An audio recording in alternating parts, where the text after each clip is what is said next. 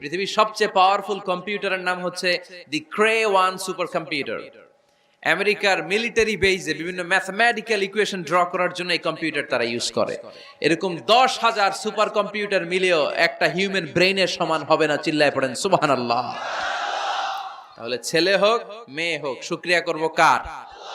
অনেকে ছেলে হইলে মহা খুশি, পাড়ার সবাইরে মিষ্টি খাওয়ায়, মেয়ে হইলে খুশি হয় না। আছে না নাই? এরকম করবেন না, কারণ আপনার হাতেও নাই, আপনার বউয়ের হাতেও নাই। কার হাতে? তো যেটা আল্লাহর হাতে, এটা নিয়ে আপনারা তো টেনশন কেন? আল্লাহর হাতে ছেড়ে দেন না।